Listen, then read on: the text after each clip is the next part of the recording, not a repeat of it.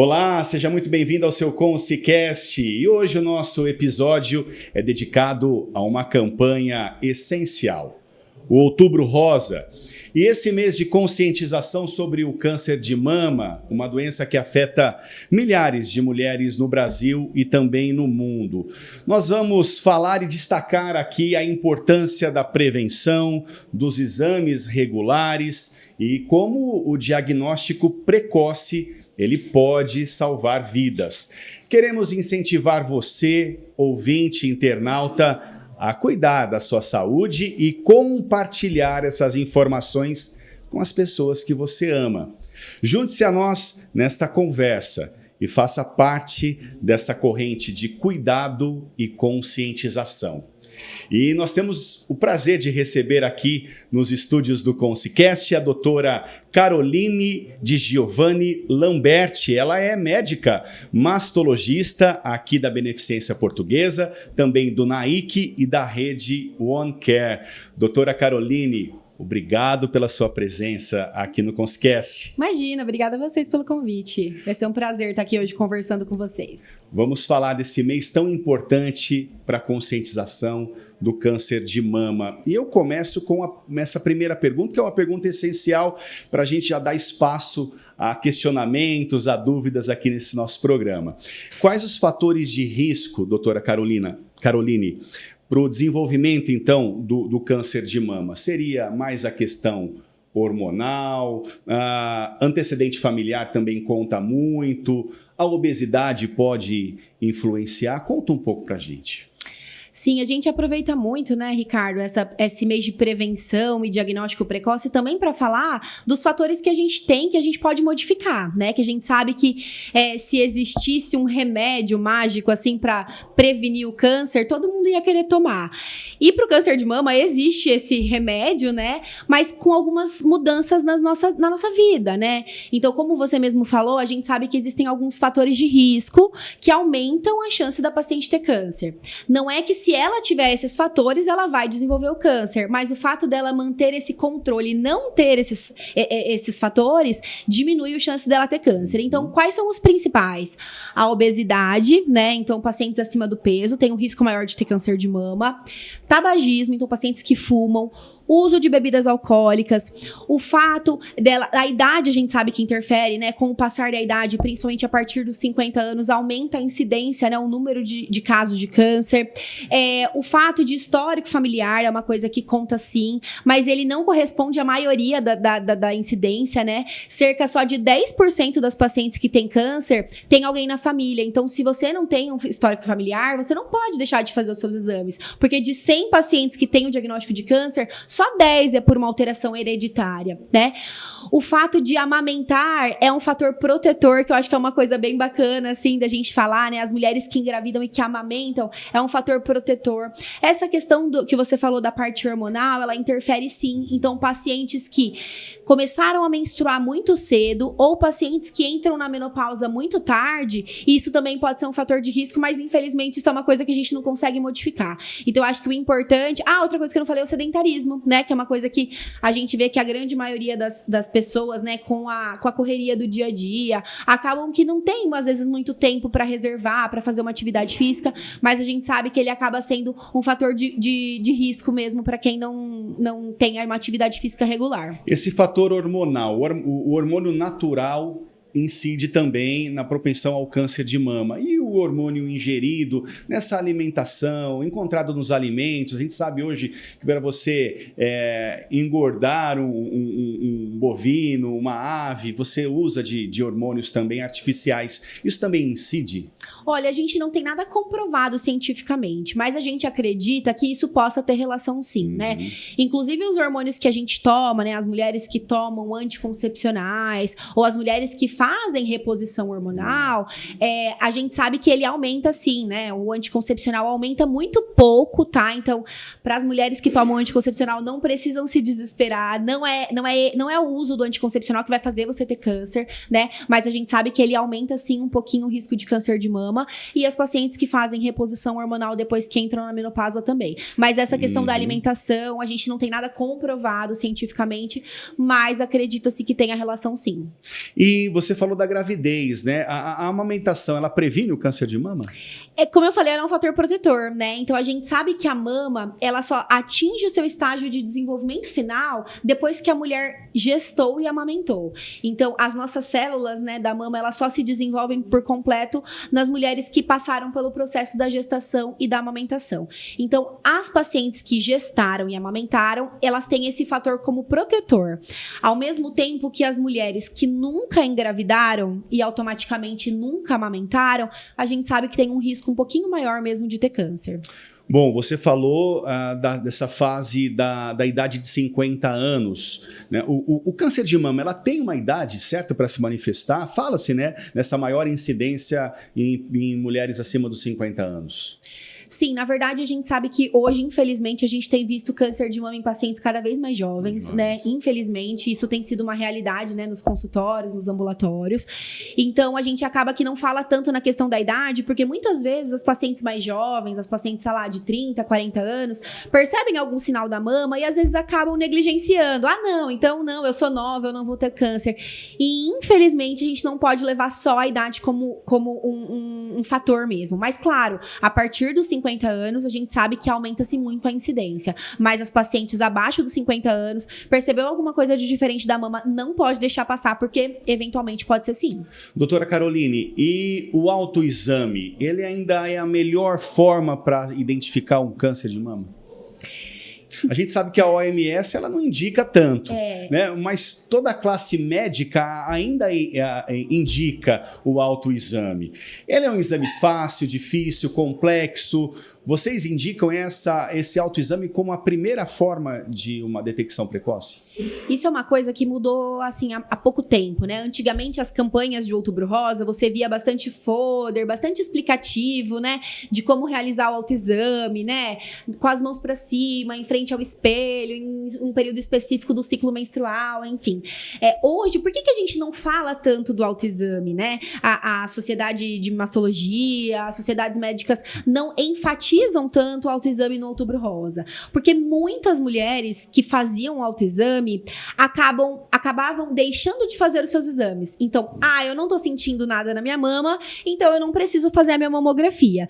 E a gente sabe que, assim, o autoexame, na verdade, a gente fala muito de autoconhecimento das mamas, a paciente tem que conhecer como é a mama, né? Então, ela tem que se palpar. Geralmente, eu recomendo as pacientes fazer, né? Se palpar na hora do banho.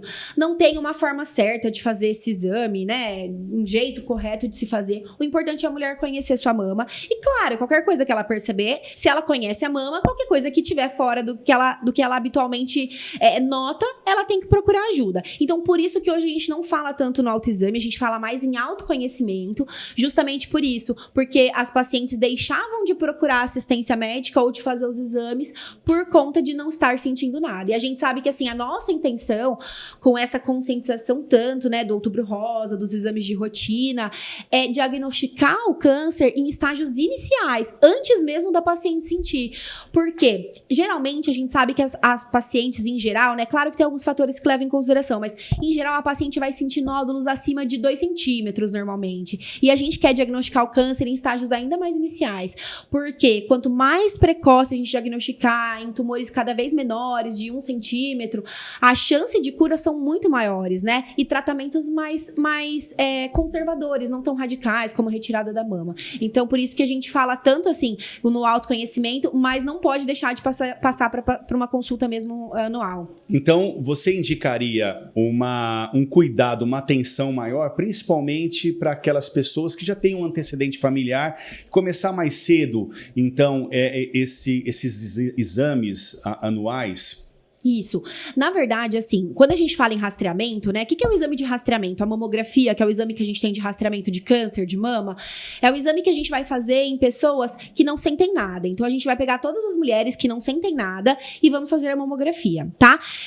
E quando a gente fala em rastreamento, em idade, a gente fala para as pacientes de baixo risco, que não tem histórico na família, que não tem um fator de risco tão importante. As pacientes que têm histórico na família, é sempre importante a gente avaliar qual é o grau de parentesco desse familiar, qual é a idade que esse familiar teve o câncer, e aí a gente vai individualizar cada caso. Porque normalmente essas pacientes com histórico familiar, às vezes a gente tem que antecipar aí a realização dos exames de rotina. Tem aquelas mamas com, a gente chama de fibrose, ela tem uma textura diferenciada, Sim. que muitas vezes pode indicar de uma forma errônea o aparecimento, enfim, a pessoa ela pode se enganar fazendo o autoexame. Esse é um outro problema do autoexame também. Pacientes com mamas densas, com mais tecido fibroglandular, que a gente fala, né, é mais difícil, até mesmo pra gente médico é difícil da gente examinar a mama. Às vezes tem um aglomerado de glândula mamária, que às vezes quando a gente palpa, até a gente como profissional que tem uma experiência, às vezes a gente acha, nossa, parece ter um nódulozinho aqui. Aí quando você vai fazer um exame, não era nada. Então, pacientes mais jovens, né, com mamas densas, é mais difícil, né, de conseguir palpar a mama e perceber essas alterações mesmo. E para quem usa prótese, o silicone, as pessoas elas têm uma definição que o silicone é um facilitador da doença. É mito ou verdade?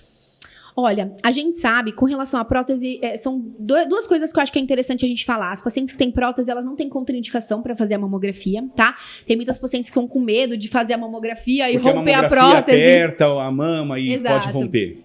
Exato, não tem problema nenhum. Inclusive, as pacientes que têm prótese, a gente faz uma manobra adicional na mamografia. Então, normalmente, as pacientes que não têm prótese, a gente tem 4 imagens de mamografia. Mas as pacientes que têm prótese, a gente tem 6. Então, é uma manobra para, entre aspas, tirar a prótese da frente e a gente conseguir avaliar melhor a glândula mamária, tá?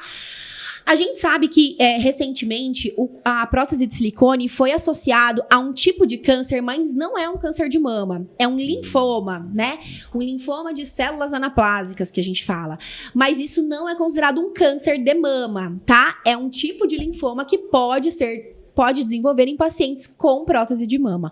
Mas é uma incidência extremamente baixa. Então, a gente sabe que a prótese de silicone, não tem relação com o câncer de mama. Ele pode ter relação com esse outro linfoma, mas é extremamente raro. Uma prótese ruim, por exemplo, uma prótese mais antiga, tem um risco elevado, um maior risco, por exemplo, na hora do procedimento do exame, ou não? Não tem problema não. Só realmente próteses às vezes mais antigas, de um período específico que foi evidenciada essa associação com esse linfoma, que aí pode ter essa questão mesmo, tá? Mas não se desesperem, não é nada muito incidente, é super raro. E assim, a gente fala que a prótese faz com que as pacientes diagnostiquem mais cedo o câncer, você sabia? Porque as pacientes que têm prótese passam em consultas mais regulares. E aí elas se preocupam um pouco mais com a mama por conta da prótese. E aí elas acabam que não descuidam dos exames de imagem, fazem os exames sempre, então às vezes a gente acaba pegando cânceres mais iniciais em pacientes com prótese. A prótese, ela não obstrui, por exemplo, o exame? Não. Muito pelo contrário. Inclusive, essa complementação dessas 2 imagens a mais que eu falei da mamografia é justamente para, entre aspas, tirar a prótese da frente e a gente conseguir ver a mama por completo. Vou abrir um parênteses aqui, doutora Caroline, e perguntar dos homens. A incidência do câncer de mama nos homens? É muito raro, tá? Inclusive, por isso que a gente nem fala, né? Se vocês ouvirem aí, é difícil o homem fazer mamografia. A gente não tem, os homens não entram no rastreamento de câncer de mama, tá? Porque a incidência é muito pequena, mas não é nula, tá? Então é importante a gente falar isso, porque o homem já tem uma dificuldade maior em procurar um médico, né? Ainda mais pensar que pode ter um câncer de mama. Então, na maioria das vezes, quando a gente diagnostica câncer de mama em homem, a gente pega em estágios mais avançados. Porque um homem acaba que, não, isso não é nada, imagina, eu sou homem, não vou ter câncer.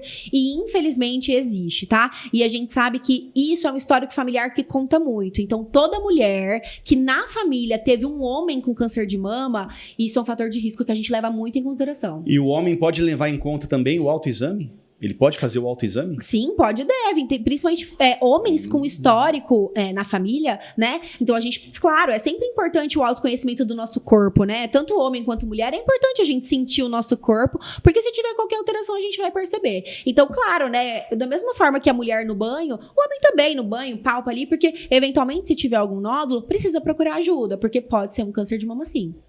Muito bem, olha, a gente conversa aqui com a doutora Caroline de Giovanni Lamberti. Ela é médica mastologista do Hospital Beneficência Portuguesa aqui de Bauru, também do NAIC e da rede OneCare. E o nível de radiação da mamografia. Isso também é um mito ou verdade? É prejudicial à saúde da mulher? Muitas vezes a mulher ela deixa de fazer esse exame por conta de entrar numa sala ali controlada, de expor a uma radiação. Isso eu acho que pra mim é o pior mito que existe da parte dos exames de imagem, né? Muito pelo contrário, gente, a mamografia ela salva vidas, né? Então, quanto mais cedo a gente conseguir diagnosticar o câncer, como eu falei, a gente chega a chances de cura de 90%. Então, seria muito incoerente se todas as sociedades médicas incentivassem a fazer um exame que seria prejudicial para o paciente. Então, não, a radiação da mamografia não causa câncer, não aumenta o risco de câncer, nem na mama e nenhuma outra parte. Então, não deixem de fazer a mamografia por conta desse mito, que eu acho que é o pior mesmo de todos. E além da mamografia, doutora Caroline, quais os outros recursos, né, os outros avanços disponíveis? Bom, hoje em dia a gente sabe que, assim, o único exame de rastreamento, né? Então, assim, a paciente, como eu expliquei, a paciente que não sente nada, pra gente diagnosticar tumores iniciais, né? O único exame de rastreamento que a gente tem de recomendação das sociedades médicas é a mamografia, tá? A gente sabe que, em geral, a gente pode lançar mão de outros exames de imagem complementares, tá? Então, por exemplo, ultrassom de mama, ressonância, são exames de imagem que a gente pode usar, mas aí a gente precisa ter a avaliação, geralmente, posterior à mamografia, tá? Isso eu tô falando em pacientes que não sentem nada. Claro, por exemplo, se eu pego uma paciente que já tem um nódulo, é claro que a gente já vai fazer esses exames. Mas em pacientes que não sentem nada, o exame que tem que ser feito é a mamografia mesmo. É o primeiro exame, é o primeiro exame primordial. É o primeiro exame. Hoje, a rede pública de saúde, a porta de entrada para as pessoas que precisam fazer esse exame seriam mesmo as UBSs. Isso. É o primeiro ponto de procura para começar, então, o estágio desse atendimento? Exato. A gente sabe que existem algumas recomendações diferentes, né, em quando começar o exame, né, que é sempre uma dúvida. Mas a gente sabe que o Ministério da Saúde, ele segue a recomendação do início da mamografia a partir dos 50 anos, tá? Então, pacientes acima de 50 anos, entre 50 e 69 anos, devem procurar as unidades de saúde para realizar a mamografia. Daí, a mamografia é realizada a cada 2 anos, tá? Então, é essa recomendação do Ministério da Saúde. Outras sociedades, como por exemplo a Sociedade Brasileira de Mastologia, a gente recomenda que esse exame seja iniciado um pouco mais precoce, né? A partir dos 40 anos, de forma anual, tá? Então tem uma diferença mesmo, mas em geral as unidades de saúde acabam seguindo o Ministério, que é a partir dos 50 anos, a cada 2 anos. Doutora Caroline, e as campanhas, né, de conscientização hoje em dia, elas conseguem abranger um número significativo de pessoas, né, para destacar essa importância realmente da prevenção e da realização de exames? A senhora, como profissional, como enxerga essa rede, essa campanha de conscientização hoje?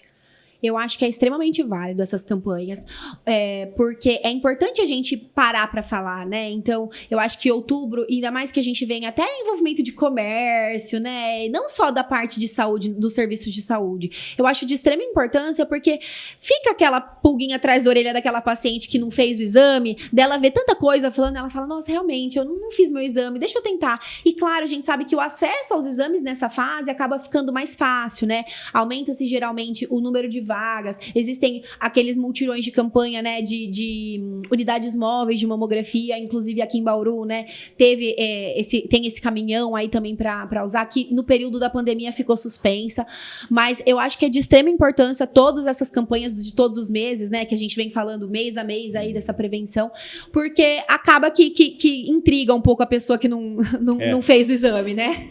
E na sua rotina de trabalho diário? A gente sabe que você lida com vários casos, também com várias dúvidas.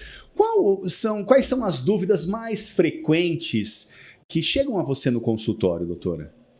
Olha, eu acho que a principal dúvida, quando a gente fala acho que de exames de rotina, a gente acabou abordando bastante, mas a principal dúvida que a gente acaba pegando é quando a paciente tem um diagnóstico, né? Então, hoje eu tenho uma paciente que teve um diagnóstico de câncer de mama.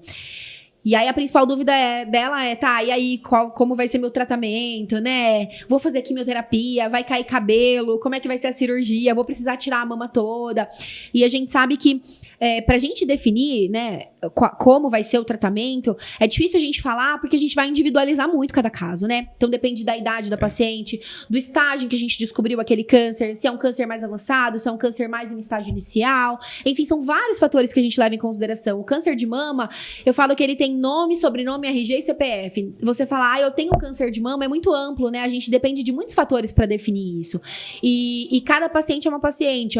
Eu falo que a única coisa que todas as pacientes ainda precisam fazer é a cirurgia, né? Então, a cirurgia para tratamento do câncer de mama, que não é, na maioria das vezes, a retirada da mama toda, né? Hoje em dia, graças a Deus, a gente tem técnicas de oncoplástica, né? Tratamentos, né? Às vezes que reduzem tumores e permitem que a gente faça cirurgias cada vez menores, né? Então, cirurgia é uma coisa que todo mundo vai fazer. Quimioterapia não são todas as pacientes que fazem, radioterapia não são todas as pacientes que fazem. Então, elas vêm, às vezes, com essa sobrecarga, assim, tipo, nossa, e o que vai ser, né? Então, a gente tem que ter essa cautela, né? E esse cuidado de tentar explicando que cada passo é um passo e que no final vai dar tudo certo. Bom, e num passado não tão distante, seria um decreto fatal. Sim. Você ter um câncer de mama, muitas vezes, pelos tratamentos, né, básicos existentes em um passado, né, não tão distante. E hoje, com os avanços da medicina, como é essa questão da humanização e de falar para o paciente, não, calma, você vai ser tratada e isso vai desaparecer. Como que é a incidência hoje de casos positivos para cura? Sim. A palavra câncer é muito pesado, né? Tem pacientes que às vezes passam o diagnóstico e elas nunca falam, nunca usam esse termo, aquela doença ruim, né? Porque a palavra câncer é uma palavra que realmente era tem sentença de morte, né? Como você falou, num passado não tão distante, né? Graças aos avanços da mamografia, né? Como eu falei, quanto mais precoce a gente diagnostica, maior são as chances de cura, chegando até 90% de chance de cura. Claro que a questão de como a gente vai abordar essa paciente, a gente tem abordado cada vez mais com outros profissionais, né? A gente sabe que essas pacientes, na maioria das vezes, precisam de acompanhamento psicológico, às vezes precisam de acompanhamento com assistente social, nutricionista, fisioterapeuta. Tem vários profissionais que a gente, né, acaba que reforça aí as nossas abordagens, porque são pacientes que precisam de um cuidado e de um atendimento mais caloroso, né? Cada paciente reage de uma forma com a recepção do diagnóstico, mesmo, né? Porque é um tratamento demorado e isso psicológico longo. É muito afetado. Sim. E eu falo que o câncer de mama, né, o tratamento do câncer de mama, ele mutila, né, duas coisas que são muito femininas, né? Que é o cabelo, né? Que as pacientes infelizmente, todas as pacientes que fazem quimioterapia para o câncer de mama, elas acabam tendo queda de cabelo. E a questão da mama, né? Que por mais que a gente não precise tirar a mama toda, na maioria das pacientes, é uma cirurgia, né? Vai ficar diferente uma mama da outra, e passar por um procedimento na mama é uma coisa que mexe, né, com o psicológico das pacientes. E além de tratamento multidisciplinar, como você disse, tem também uma rede de apoio externa que abraça esse paciente. A gente pode dar o exemplo aqui do Grupo Amigas do Peito, que faz um trabalho belíssimo, né, doutora? Sim, maravilhoso. As meninas da Amigas do Peito, eu não preciso nem falar, assim, o trabalho que elas fazem é sensacional. A gente traz mesmo essa questão de você dividir com outras pessoas que estão passando pelo mesmo processo ou que já passaram e tiveram um desfecho legal, né? Porque às vezes a pessoa encara, por mais que a gente fale que não, vai ficar tudo bem, isso não é uma sentença de morte, ela, quando chega em casa, ela fala, não, mas comigo, né? Será que comigo vai ser assim mesmo? Então aí você ter essa oportunidade de conversar com outras mulheres que estão passando pelo mesmo processo que você, ou já passaram e estão bem, isso é muito bom, né? E essa questão dessa rede de apoio, a gente traz muita família também, né, pra perto da gente. Porque a pessoa vai ter momentos que ela vai ficar mais triste, vai ter momentos que ela não vai querer conversar, vai ter momentos que ela tá mais pessimista, vai ter momentos que ela vai estar mais pra cima, mais otimista. Então, a família também precisa saber como lidar, né? Mas ela não quer conversar, e aí eu tento conversar, então é muito complicado. E, claro, né, essas redes de apoio também são muito importantes. Bom, para o profissional de saúde, para esses casos, a humanização vem em primeiro lugar. Ah, com certeza. Eu falo que humanização e empatia, né? A gente se colocar no lugar do outro. Eu falo sempre para as minhas pacientes quando eu dou diagnóstico, eu não sei como eu ia reagir. Então, calma, né? Tem mulheres que ficam super, né? Desde o começo, não, vamos lá, vai dar tudo certo. Mas tem mulheres que vivem um luto do diagnóstico, né? E a gente precisa entender essa particularidade de cada mulher, né? E saber como ajudá-las, né? Então, a questão, eu acho que mais do que uma humanização é a questão de empatia, a gente se colocar no lugar do outro, né? Poxa, não deve ser fácil mesmo você receber esse diagnóstico, né? Claro que eu falo que só quem passa para saber realmente o verdadeiro sentimento, né? A gente não consegue nem passar perto do que essas pacientes passam. Bom, para aquela mulher que está nos ouvindo, nos assistindo, qual as considerações que você pode fazer? Às vezes está assistindo e com medo de ir ao médico, de buscar um diagnóstico que muitas vezes pode não agradar no primeiro momento. Fala um pouco para essa ouvinte internauta do ConsiCast, como você pode ajudar diretamente agora nas lentes aqui do nosso programa, doutora Caroline. Bom, tem muitas mulheres que falam, eu não quero procurar porque eu não quero achar. Mas o que eu tenho para falar é que, assim, a mamografia é um exame que vai te ajudar e vai te permitir ter um tratamento, quando diagnosticado, muito mais leve e tranquilo. Então, é muito importante, né? Todas as mulheres a partir dos 50 anos, nós estamos no mês de outubro de 2024. Se faz mais de 2 anos que você não passou em consulta, se faz mais de 2 anos que você não faz o exame de mamografia, ou se você nunca fez o exame de mamografia, aproveite essas campanhas, não tenha medo do diagnóstico. Graças aos avanços do tratamento, quando a gente diagnostica, o tratamento é cada vez mais leve e tranquilo. E é importante a gente saber, né? Não adianta protelar, porque quanto mais você vai protelando, mais o câncer pode ir avançando. E aí sim, os tratamentos são mais agressivos. Então, se você tem mais de 50 anos, ainda não realizou o seu exame nos últimos 2 anos, ou se você sente alguma coisa de diferente, se você notou algum nódulo, isso para pacientes de qualquer idade. Se você notou algum nódulo diferente na mama, alguma área vermelha, alguma retração, então, o mamilo, né, era para dentro, de repente, era para fora e de repente foi para dentro, uma secreção que sai do mamilo, não deixe de procurar ajuda também, né? Acho que os profissionais de saúde ficam embebidos aí dessa campanha e conseguem dar um atendimento muito mais individualizado para as pacientes, principalmente agora no mês de outubro. E o mais importante, passe esse ConsiCast adiante, copia o link aí, vai lá, copia o link. Não é para você, mas é para sua mãe, para sua irmã mais velha, né, para sua amiga. Repasse essas informações importantes do ConsiCast com a doutora Caroline. É só assim que a gente consegue né, levar para mais gente essa informação tão importante. Eu falo que é importante a gente cuidar de quem a gente gosta, né? Então, eu tenho... Não tô na idade aí de fazer a mamografia, não sinto nada de diferente da minha mama, mas com certeza você tem alguém na sua família, como você falou, né? Ou a mãe, ou a tia, ou a avó, né? Hoje em dia as mulheres têm vivido cada vez mais, né? Então, é importante a gente disseminar a informação, e eu acho que por isso que também é muito importante essas campanhas, porque a gente dissemina informação de qualidade, né? Bom, doutora Caroline, a gente está chegando no finalzinho do ConsiCast. Alguma consideração importante? Por favor, fique à vontade. Não, eu acho que a gente falou bastante. Eu acho que é importante as pacientes sempre buscarem atendimento e não terem medo, gente. Não tenham medo do diagnóstico. Busquem atendimento, busquem informação e vai dar tudo certo, com certeza. Doutora Caroline Di Giovanni Lamberti, médica mastologista da Beneficência Portuguesa, também do NAIC e da rede OnCare. Doutora Caroline, muito obrigado pela sua presença, foi assim maravilhoso esse bate-papo esclarecedor, uma prestação de serviço muito importante para as mulheres de Bauru, da região do Brasil, por que não do mundo, né? Obrigado, viu, doutora? Obrigada a você pelo convite, foi um prazer estar aqui também. E até um próximo ConsiCast.